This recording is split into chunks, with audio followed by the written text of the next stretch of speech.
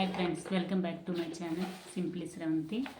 ఈరోజు 7th semester 1లో first lesson second lesson revision చేద్దాం. చూడండి, ఇప్పుడు చూసుకుంటే ఫస్ట్ లెసన్ నేను చెప్పాను కదా, మొక్కల్లో పోషణ. దీనిలో రివిజన్ స్వయం పోషకాలు పరపోషకాలు ఉంటాయని చెప్పాం. స్వయం పోషకాలు అంటే తమ మట్టు తామే ఆహారాన్ని తయారు చేసుకుంటాయి. నెక్స్ట్ పరపోషణ అంటే ఏంటి? పరపోషకాలు అంటే ఏంటి? వేరే జీవుల మీద ఆధారపడుతూ ఉంటాయి. నెక్స్ట్ కణము చుట్టూ ఏంటి ఉంటుంది? కణత్వచం ఉంటుంది. కణత్వచం చుట్టూ కణకవచం ఉంటుంది. నెక్స్ట్ కేంద్రకం ఉంటుంది. కేంద్రకం అనేది కణంలో ఉంటుంది కదా. కేంద్రకం చుట్టూ ఏంటి ఉంటుంది? కణ ద్రవ్యం ఉంటుంది. అదే కేంద్రకం లోపల ఏంటి ఉంటుంది? కేంద్రక ద్రవ్యం ఉంటుంది. అంతిమ శక్తి వనరు ఏంటి? సూర్యుడు. ఆకుపచ్చ వర్ణద్రవ్యాన్ని కలిగి ఉంటాయి మొక్కలు. పత్రహరితాన్ని కలిగి ఉండి ఆకుపచ్చని వర్ణద్రవ్యం కలిగి ఉండడం వల్ల ఫోటోసింథసిస్ జరిగి మొక్కల్లో స్వయంగా తమకు తామే ఆహారాన్ని తయారు చేసుకుంటాయి. నెక్స్ట్ చూస్తే ఎడారి మొక్కల్లో బాష్పోశాఖం అనేది దేని ద్వారా జరుగుతుంది? పత్రాలు అనేవి తక్కువగా ఉంటాయి కదా. బాష్పోశాఖం అనేది తక్కువ నీరు నష్టం కలుగుతుంది. నెక్స్ట్ కిరణజన్య సంయోక్రియ నిరసించి ఆకుపచ్చని కాండాలను కూడా కలిగి ఉంటాయి. ఇందులో చూడండి, ఇప్పుడు పత్రాల్లో కిరణజన్య సంయోక్రియ జరుగుతుంది మామూలు మొక్కల్లో అయితే.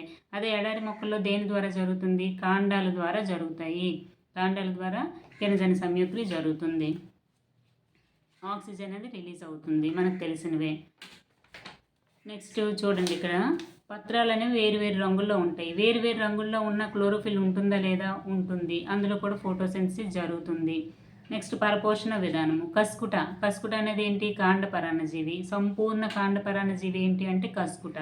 దానికి మరో పేరేంటి? బంగారు తీగ అని పిలువబడుతూ ఉంటుంది కస్కుట అనేది. ఇదేం చేస్తుంది? మొక్కల్లో ఆహారము మరియు ఖనిజ లవణాలు నీరు కోసం ఆధారపడి అతిథేయిని పూర్తిగా నాశనం చేస్తుంది లేక చంపేస్తుంది.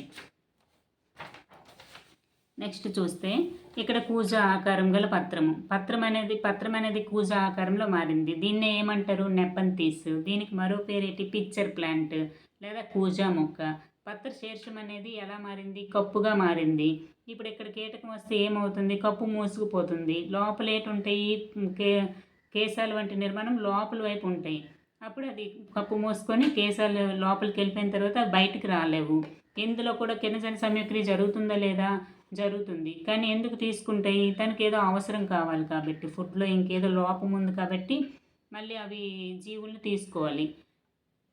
నత్రజని పొందుతాయి కదా. ఆ సూక్ష్మజీవులు తీసుకోవడం ద్వారా దాని నుంచి నత్రజని సంబంధ పదార్థాలు అనేవి ఆ విధంగా పొందుతాయి. దీనిలో కిరణజన్య సంయోక్రియ జరుగుతుందా లేదా? జరుగుతుంది. నెక్స్ట్ పత్రవృంతం అనేది ఇది పత్రము, పత్ర శీర్షము. దీనికి మరొక పేరు కీటకాహార మొక్కలని కూడా అంటారు.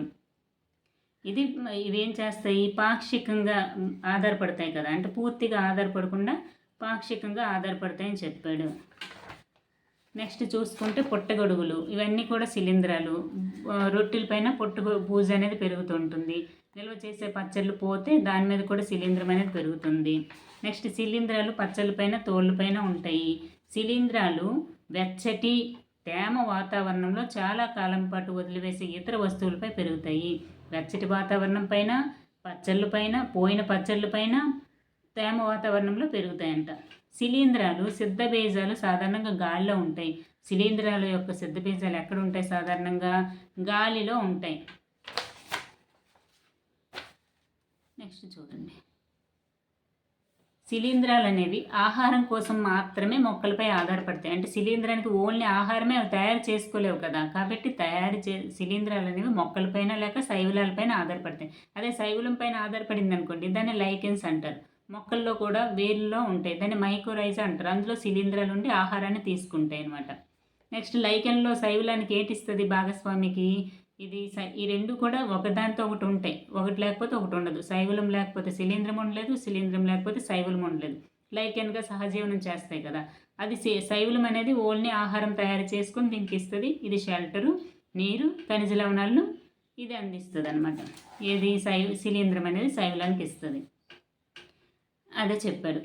నెక్స్ట్ చూస్తే రైజోబియం అనే బ్యాక్టీరియా వల్ల నైట్రేట్స్ రూపంలో ఉంటుంది కదా. ఇది చూడండి, రైబోజియం అనే బ్యాక్టీరియా వల్ల పప్పు దాంట్లో నైట్రేట్స్ రూపంలో నత్రజని తీసుకోవడానికి నత్రజని అనేది తీసుకుంటాయి అన్నమాట మొక్కలు. ఓన్లీ నత్రజని రూపంలో ఇప్పుడు కార్బన్ డైఆక్సైడ్ గాలిలో ఉంది కదా, కార్బన్ డైఆక్సైడ్ ఫోటోసింథసిస్ తీసుకుంటుంది కదా మొక్క, అలాగే నత్రజని తీసుకోగలదా? తీసుకోలేదు. అప్పుడు ఏం కావాలి? అవి ఏ రూపంలో రావాలి? నైట్రేట్స్ రూపంలో రావాలి కదా, నైట్రైట్స్ రూపంలో రావాలి. అది ఏం చేస్తుంది? బ్యాక్టీరియాలు అనేవి ఆ రూపంలో మొక్కలకు అందజేస్తుందని చెప్తున్నాడు. నెక్స్ట్ శిలీంధ్రం అనేది ఆహారము, నీరు, ఖనిజ లవణాలు అందిస్తుంది, శైవలం ఆహారాన్ని ఇస్తుంది అని చెప్పాం. నెక్స్ట్ పాక్షిక పరపోషకాలు. కీటకాహార మొక్కల్ని పాక్షిక పరపోషకాలు అంటే పాక్షికంగా ఆధారపడుతుందని చెప్పారు. ఇది బిట్లో కూడా ఇచ్చారు, చూసుకోండి. నెక్స్ట్ బిట్స్ చూడండి. ఇక్కడేటి ఇచ్చారు? తమ ఆహారాన్ని తామే తయారు చేసుకుంటాయి కాబట్టి మొక్కలను స్వయం పోషకాలు అంటారు. మొక్కలు తయారైన ఆహార పదార్థం కార్బోహైడ్రేట్స్ రూపంలో నిల్వ చేయబడుతుంది. కిరణజన సంయోగ క్రియలో సూర్యరశ్మిలో శక్తిని గ్రహించిన వర్ణకం పేరు క్లోరోఫిల్. కిరణజన్య సంయోగ క్రియ జరుగు సమయంలో మొక్కలు CO2ను గ్రహించి O2ను విడుదల చేస్తాయి. 7వది అయిపోయింది. నెక్స్ట్ 7వది, పసుపు వర్ణంలో ఉండే సన్నని నాళాల వంటి కాండం కలిగిన పరాన్నజీవి మొక్క కస్కుట. దాన్ని ఏమంటారు? పసుపు తీగ, బంగారు తీగ అని కూడా అంటారు. పాక్షిక పరాన్నజీవి మొక్క నెపంతీస్. దీన్ని ఏంటంటారు? Picture plant. పాక్షిక పరాన్నజీవి మొక్క అంటే తన క్లోరోఫిల్ ఉంటుంది, తన ఆహారం తయారు చేసుకుంటుంది, కానీ పూర్తిగా కాకుండా పాక్షికంగా కీటకాలపై ఆధారపడి ఉంటుంది, అంటే నత్రజని సంబంధ పదార్థాల కోసం ఆధారపడి ఉంటుంది. పత్రాల్లో వాయు మార్పిడి జరిగే రంధ్రాలు పత్ర రంధ్రాలు. కస్కుటా మొక్కకు ఉదాహరణ కాండపరాన్నజీవి, సంపూర్ణ కాండపరాన్నజీవి. నెక్స్ట్ ఇక్కడ స్వయం పోషకం అంటేటి, పరపోషకం అంటేటి, పూతికాహారం అంటేటి, అతిథేయం ఇచ్చాడు. స్వయం పోషకం అంటేటి స్వయంగా ఆహారాన్ని తయారు చేసుకునేది. పరపోషకం అంటేటి వేరే జీవి మీద ఆధారపడేది. పూతికాహారాలు అంటే పీల్చుకొని, ఇప్పుడు పూతికాహారాలు అంటే పీల్చుకొని తీసుకుంటాయి అన్నమాట. ఇక్కడ శిలీంధ్రాలు పూతికాహారాలు అని ఇచ్చారు కదండి. ఒక్క నిమిషం చూడండి. పూతికాహార పోషణ అంటారు. జీవులు పోషకాలను తీసుకునే కుళ్ళిపోతున్న పదార్థాల నుంచి, చనిపోయినా లేదా కుళ్ళిపోతున్న పదార్థాల నుంచి జీవులు పోషకాలను తీసుకునే పోషణనే పూతికాహార పోషణ అంటారు. ఇది అందులో ఉంటుంది? శిలీంధ్రాల్లో ఉంటుంది. నెక్స్ట్ చూడండి. కీటకాలను బంధించి తినే మొక్క నెపంతీస్. తర్వాత ఇక్కడేటి ఇచ్చాడు? మ్యాచింగ్.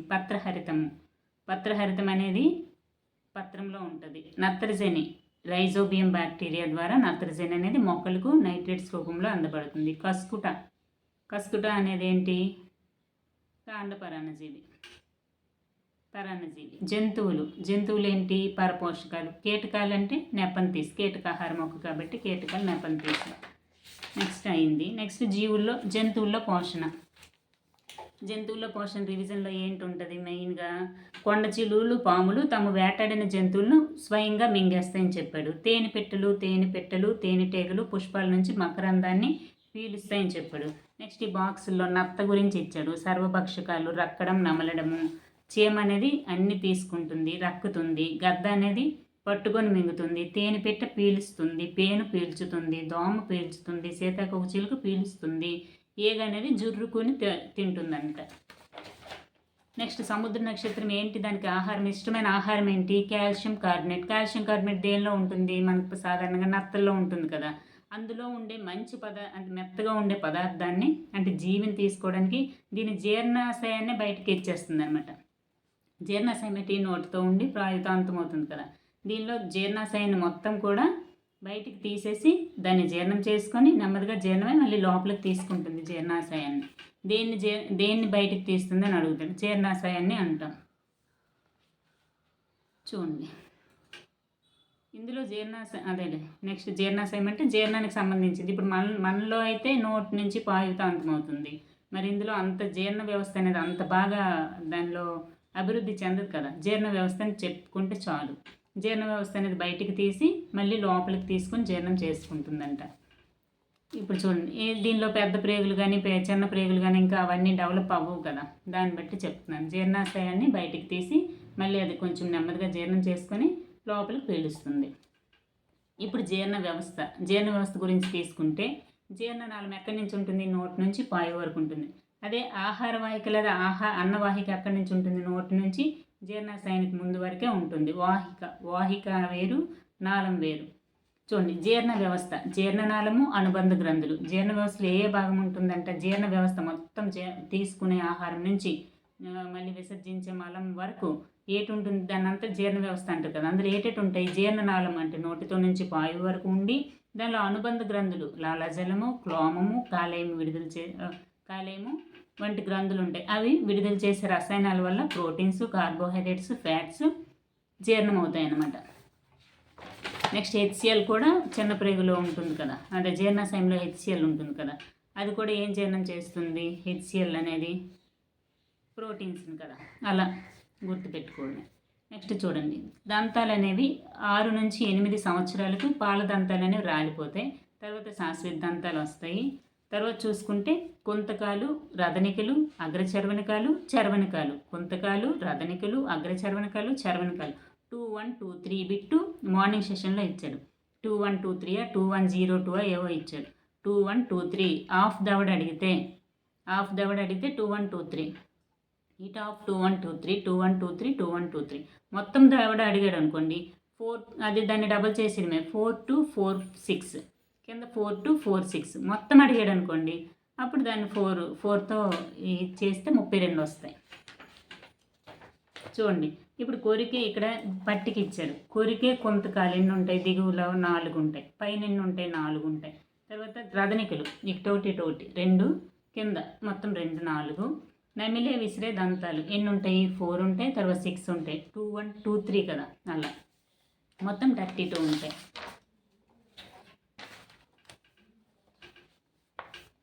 చూడండి, తర్వాత ఒక టెస్ట్ ట్యూబ్లో ఏం చేశాడు, ఉడికించిన అన్నం పెట్టాడు, దానికి అయోడిన్ ద్రావణం వేస్తే నీలి రంగుగా మారింది. కానీ మనం నమిలిన ముద్ద ఒక దాంట్లో వేస్తే అది చెక్కిళ్ళుగా ఆల్రెడీ మారిపోయింది కదా, అప్పుడేమైంది, నీలి నలుపు రంగులో మారలేదు. ఈ విధంగా పిండి పదార్థాల యొక్క ఇది చేశాడు. నెక్స్ట్ చూసుకుంటే బ్రష్ రోజు చేసుకోవాలి. డెంటల్ ఫ్లాస్ వేప పుల్ల చేయాలి, బ్రష్ లేదా వేప పుల్ల చేసుకోవాలి. డెంటల్ ఫ్లాస్ అనేది ఒక దారము, ఈ దారంతో ఇరుక్కుపోయినవి ఏవైనా ఉంటే తీసుకోవాలి. ఇది ప్రత్యేకమైన బలమైన దారంతో రోజుకు కనీసం 2 సార్లు. చూడండి, అక్కడ డెంటల్ ఫ్లాస్ అనేది బలమైన దారమా లేకపోతే బలహీనమైన దారమా అని కూడా అడుగుతాడు. అప్పుడు బలమైన దారం అని చెప్పాలి. ఈ స్కూల్ బుక్ మాత్రం మనం నీట్గా చదువుకోవాలి. ఇంటర్మీడియట్ లెవెల్ అయితే తిప్పి ఇవ్వడు, కానీ ఇందులో మాత్రం తిప్పిస్తాడు క్వశ్చన్స్, ఆన్సర్స్. కాబట్టి మనం నీట్గా చదువుకోవాలి, నీట్గా ప్రతి పాయింట్ పిన్ టు పిన్ చదవాలి. ఇంటర్మీడియట్ ఓవరాల్గా ఉంటుంది, తిప్పి ఇవ్వడు. ఈసారి అయితే మ్యాచింగ్స్ ఇచ్చాడు. చూడండి, ఎక్కుళ్ళు దగ్గులు వస్తాయి కదా. తర్వాత 4లో చూసుకుంటే ఫస్ట్ రుచికలకలు ఏటు ఉంటాయి, తీపి ఉంటాయి, ఇక్కడ ఉంటాయి. తర్వాత ఉప్పు, తర్వాత ఇటు చివర పులుపు, ఆ పైన చేదు ఉంటాయని చెప్తున్నాడు అంతే. నెక్స్ట్ ఆహారం అనేది ఆహార వాటి నుంచి జీర్ణాశయానికి వస్తాయని చెప్తుంది. నెక్స్ట్ జీర్ణాశయం ఎలా ఉంటుంది, జే షేప్లో ఉంటుంది. జీర్ణాశయం లోపల ఏంటి ఉంటుంది, శ్లేష్మం ఉంటుంది, హైడ్రోక్లోరిక్ ఆమ్లం ఉంటుంది.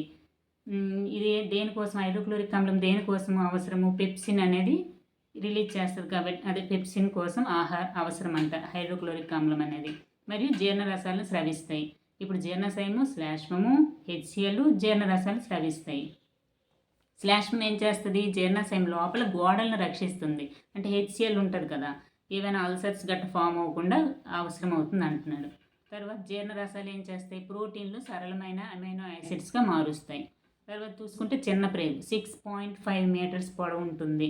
కాలేయం చూసుకున్నాం అనుకోండి, అతి పెద్ద గ్రంథి కాలేయము, ఎరుపు గోధుమ వర్ణం గల గ్రంథి పైచిరసాన్ని స్రవించి పిత్తాశయంలో నిల్వ చేయబడి క్రొవ్వులను జీర్ణం చేస్తుంది. పైచిరసం అనేది కొవ్వులను జీర్ణం చేస్తుంది. అదే క్లోమరసం తీసుకుంటే ఏం జీర్ణం చేస్తాయి, పిండి పదార్థాలు, నెక్స్ట్ క్రొవ్వులు, ప్రోటీన్స్పై కూడా జీర్ణం చేస్తాయి. కాలేయం ఎక్కడ ఉంటుంది, ఉదర పైభాగంలో కుడివైపు ఉంటుంది, ఎర్రటి గోధుమ వర్ణంగా ఉంటుంది. క్లోమం అనేది జీర్ణాశయానికి క్రింది భాగంలో మేగడ వర్ణంలో ఉంటుంది.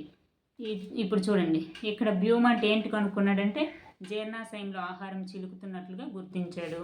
నెక్స్ట్ చివరి భాగం ఇంకేం చేశాడు, ఆహారం జీర్ణమైన తర్వాత జీర్ణాశయం చివరి భాగము పేగులోకి తెరుచుకుంటుందని కూడా గమనించాడని చెప్తాడు. నెక్స్ట్ చూడండి, కార్బోహైడ్రేట్లు గ్లూకోజ్గా మారుతాయి, కార్బోహైడ్రేట్స్ గ్లూకోజ్గా మారుతాయి. ప్రోటీన్స్ ఎలాగా అమైనో యాసిడ్స్గా మారుతాయి. క్రొవ్వులు ఎలా మారాయి, క్రొవ్వు ఆమ్లాలు మరియు గ్లిజరాల్గా మారుతాయి. ఇదంతా ఈ ప్రాసెస్ అంతా జీర్ణ వ్యవస్థలో భాగమే కదా. చిన్న ప్రేగులో శోషణ అనేది ఎక్కడ జరుగుతుంది అనగానే చిన్న ప్రేగు. చూడండి, శోషణ అనేది చిన్న ప్రేగు లోపల గోడలు వేళ్ల కొద్ది వేళ్ల వంటి నిర్మాణాలని చోషకాలు అంటారు. ప్రతి చోషకం దాని ఉపరితలానికి దగ్గరగా సన్నని మరియు రక్తనాళాల వలన కలిగి ఉండి శోషము యొక్క ఉపరితలము జీర్ణమైన ఆహార పదార్థాలను శోషిస్తుంది. జీర్ణమైన ఆహార పదార్థాలు ఏటి శోషిస్తున్నాయంటే శోషకాలు అంటారు. శోషించబడిన పదార్థాలు రక్తనాళాల ద్వారా శరీర భాగాలకి వివిధ అవయవాలకు రవాణా చేయబడతాయి. అక్కడ ఇవి శరీరానికి అవసరమైన ప్రోటీన్ల వంటి సంక్లిష్ట పదార్థాలను నిర్మించడానికి ఉపయోగపడతాయి. దీనినే స్వాంగీకరణ అంటారు. ఫస్ట్ ఏంటవుతుంది, శ్వాసన జరుగుతుంది, తర్వాత స్వాంగీకరణ జరుగుతుంది. స్వాంగీకరణ జరిగినప్పుడు ఏం చేస్తాయి, ప్రోటీన్ల లాంటి సంక్లిష్ట పదార్థాలు నిర్మించడంలో ఉపయోగపడతాయంట. పెద్ద ప్రేగు 1.5 మీటర్ల పొడవు ఉంటుంది. నీరు ఖనిజ లవణాలను పునఃశ్వాసనం చెందుతుంది. జీర్ణం కాని ఆహార పదార్థాల నుంచి, అంటే అంతవరకు జీర్ణం అయిపోతాయి, ఇంకా మిగిలిపోయి ఉంటాయి కదా జీర్ణం కాని ఆహార పదార్థాలు, మలం ద్వారా మనం విసర్జిస్తాం కదా, అందులో ఇంకేమైనా మిగిలిపోతే వాటర్ కానీ మరియు కొన్ని ఖనిజ లవణాల ఆహార పదార్థాల నుంచి నీరు మరియు కొన్ని లవణాలను పునఃశ్వాసనం చెంది తిరిగి మిగిలిన వ్యర్థాలు పాక్షిక ఘన రూపంలో మలం నుంచి పురీషనాళంలోనికి చేరుతాయి, మలముగా పురీషనాళంలోకి చేరుతాయంట. దీన్ని విసర్జన అంటారు. నెక్స్ట్, గడ్డి తినే జాతుల్లో ఏముంటుంది, కొరికేసి వేగంగా మింగేస్తాయి కదా, అది పొట్టలో ప్రథమ అమాశయం భాగంలో నిల్వ ఉండి మళ్ళీ రిటర్న్ కూడా తెచ్చుకుంటాయంట. చూడండి, పాక్షికంగా జీర్ణం అవుతుంది. అక్కడ ప్రథమ అమాశయంలో ఫాస్ట్గా ఫుడ్ తీసుకుంటుంది కదా, అక్కడ పాక్షికంగా జీర్ణమైన దానినే కడ్ అంటారు. ఇప్పుడు కడ్ అంటే ఏంటి అని ఇవ్వచ్చు, సంపూర్ణంగా జీర్ణమైన ఆహారమా, లేకపోతే పాక్షికంగా జీర్ణం అవుతుందా, లేకపోతే ఇంకా ప్రథమామాశయంలో ఉండే జీర్ణం కాని భాగమా, జీర్ణం కాని ఆహారమా, లేదా ప్రథమామాశయంలో ఉండే సంపూర్ణంగా జీర్ణమైన ఆహార పదార్థం అని ఇస్తాడు. 1, 2 రైటా, 2, 3 రైటా, 4 1 రైటా అలా ఇస్తాడు. అప్పుడు మనం చూసుకొని ప్రథమామాశయంలో పాక్షికంగా ఉండే భాగం 2 ఆప్షన్స్ ఎక్కడైతే సరిపోయో అక్కడ పెట్టుకోవాలి. చూడండి, గడ్డిలో సెల్యులోజ్ అనే పదార్థం ఉండడం వల్ల ఇవి ఏంటంటే ఉంటే పదార్థం సమృద్ధిగా ఉంటుంది. నెమరు వేసే జంతువుల్లో పశువులు, జింకలు అమాశయం భాగంలో బ్యాక్టీరియా సెల్యులోజ్ జీర్ణం చేయడానికి సహాయపడతాయి. జింకలు, పశువుల్లో వాటి అమాశయ భాగంలోని బ్యాక్టీరియాలు సెల్యులోజ్ జీర్ణం చేయడానికి సహాయపడతాయంట. నెక్స్ట్, గుర్రము, కుందేలు. ఇప్పుడు మనలో చూసుకుంటే ఆస్యకుహరము ఆహారవాహిక, జీర్ణాశయం కదా, దానిలో ఎలా ఉంటుంది, ఆస్యకుహరము ఆహారవాహిక ప్లేస్లో దానికి ఏటి ఉంటుందంట, అందనాళం ఉంటాయి, అక్కడ బిట్టిచ్చాడు. గుర్రము, కుందేలు, పిల్లి ఇంకేదేదో ఇచ్చాడు. సరి కానిది ఏటని ఇచ్చాడు, అక్కడ పిల్లి అవుతుంది. అంటే గుర్రము, కుందేలు ఆల్రెడీ ఉన్నాయి కదా, అలా శాకాహారులు కాబట్టి. నెక్స్ట్ చూడండి, అలా పెట్టేయడమే. తెలియకపోయినప్పుడు ఎలాగో పిల్లి ఎలకల్ని అవన్నిటిని తింటుంది కదా, దాన్ని అలా పెట్టి తీస్తాం. తర్వాత అమీబా చెరువుల్లో నీటిలో కనిపించే ఏకకణ జీవి. ఇందులో దట్టమైన కేంద్రకం ఉంటుంది, రిక్తికలు ఉంటాయి, ఆహారపు రిక్తిక అనేది ఉంటుంది. ఈ అమీబాలోని పాదాలు దేనికి ఉపయోగపడతాయి, ఆహార సేకరణకు మరియు గమనానికి రెండింటికి అవసరం పడతాయి. ఈ అమీబా ఏం చేస్తుంది, ఏదైనా ఫుడ్ వచ్చినప్పుడు గట్టి పట్టేసి ఆహారవాహికలను పంపించి అక్కడి నుంచి అది జీర్ణం చేసుకుంటుంది. నెక్స్ట్, ఆహారవాహికలో జీర్ణమైన ఆహార పదార్థాలు మళ్ళీ ఆహారవాహిక ద్వారా విసర్జన చెందుతుందని చెప్పాడు అంతే, మరి ఇంకేం లేదు. నెక్స్ట్ బిట్లు చూస్తే మానవుని పోషణలో జరిగే ప్రధాన దశలని ఇచ్చాడు. ఇక్కడ మనకి కీలక ఏంటంటారు దాన్ని, ఒక్క నిమిషం, మనం ఏమి నేర్చుకున్నామని దాంట్లో కూడా లైన్గా ఇచ్చాడు. ఇది బిట్ 2 మార్నింగ్ సెషన్లో బిట్ ఇచ్చాడు. శ్వాసన, స్వాంగీకరణ అటుదిటి ఇచ్చి పెట్టాడు అంతే. ఫస్ట్ అంతర్గ్రహణము, జీర్ణక్రియ, చిన్న ప్రేగులో శ్వాసన, తర్వాత చిన్న ప్రేగుల నుంచి ఏం చేస్తుంది, రక్తనాళాల ద్వారా శరీర భాగాలకి వెళ్ళి అక్కడ ప్రోటీన్ నిర్మాణానికి తోడ్పడుతుంది కదా, ప్రోటీన్ నిర్మిస్తుంది కదా, దాన్ని స్వాంగీకరణ అంటారు కదా. తర్వాత విసర్జన. తర్వాత మానవ శరీరంలో అతిపెద్ద గ్రంథి కాలేయము, తర్వాత హైడ్రోక్లోరిక్ ఆమ్లము మరియు జఠరసాలు విడుదలవుతాయి. ఎక్కడ, జీర్ణాశయం ఆహారం పైన. చిన్న ప్రేగులో గోడకు ఉన్న వేళ్ల వంటి ఆకారాలను విల్లి అంటారు, అంటే శోషకాలు అంటారు. అమీబా దాని ఆహారంలో ఆహారపు రిక్తికల్లో జీర్ణం చేస్తుందని చెప్పాడు. తర్వాత కొవ్వులు పూర్తిగా ఇక్కడ జీర్ణమవుతాయి. ఎక్కడ జీర్ణమవుతాయి, చిన్న ప్రేగులో జీర్ణమవుతాయి. కార్బోహైడ్రేట్లు అంటే చక్కెరలు, ప్రోటీన్లు అంటే అమైనో యాసిడ్స్, క్రొవ్వులు అంటే క్రొవ్వు ఆమ్లాలు మరియు గ్లిసరాల్గా సరళ రూపాలుగా చేస్తుందని తెలిసినవే. తర్వాత ఆహారం శోషించడం చిన్న ప్రేగు, ఆహారం నమలడం ఎక్కడ, ఆస్యకుహరం. దేనిలో, జీర్ణ వ్యవస్థలో భాగాలు చూసుకోండి, దంతాలు అవ్వు. ఆహారం నమలడం అనగానే మనం దంతాలని పెట్టేస్తాం, కానీ ఇక్కడ ఆడు ఏటి అడిగాడో చూసుకోవాలి. అంటే దంతాలు మామూలుగా అడిగేశాడు అనుకోండి, ఆహారం నమలడం అని దంతాలు పెట్టేస్తాం. కానీ ఇక్కడ ఏంటి, జీర్ణ వ్యవస్థలో భాగాలు, జీర్ణ వ్యవస్థలో దంతాలు భాగాలు కాదు కదా ఆస్యకుహరం. మరి తర్వాత ఇంకేంటి స్టార్ట్ అవుద్ది, ఆహారవాహిక, జీర్ణాశయము, చిన్న ప్రేగు, పెద్ద ప్రేగు, పురీషనలం, పాయువు కదా. అందులో భాగం ఏంటి, ఆస్యకుహరం. బ్యాక్టీరియాలను చంపడం జీర్ణాశయము. బ్యాక్టీరియాలను చంపడం అనేది ఎక్కడ, జీర్ణాశయంలో జరుగుతుంది. ఆహారం పూర్తిగా జీర్ణం చేయడం చిన్న ప్రేగులో జరుగుతుంది. మలం ఏర్పడడం ఎక్కడ జరుగుతుంది, పెద్ద ప్రేగులో జరిగింది. లాలాజల గ్రంథులు లాలాజలాన్ని స్రవిస్తాయి. జీర్ణాశయము ఏం చేస్తుంది, జీర్ణాశయం ఆమ్లం విడుదల చేస్తుంది, హెచ్సిఎల్. తర్వాత కాలేయం పైచరసాన్ని స్రవిస్తుంది. పురీషనాళం ఏం చేస్తుంది, జీర్ణం కాని ఆహారాన్ని నిల్వ చేస్తుంది. చిన్న ప్రేగు ఏం చేస్తుంది, జీర్ణక్రియ పూర్తి అయ్యేది. పెద్ద ప్రేగు నీటి శోషణ చేస్తుంది. మలం విడుదల అనేది పాయువు ద్వారా మలం అనేది విడుదలైపోయింది. అంతే మొత్తం. నెక్స్ట్ ఇక్కడ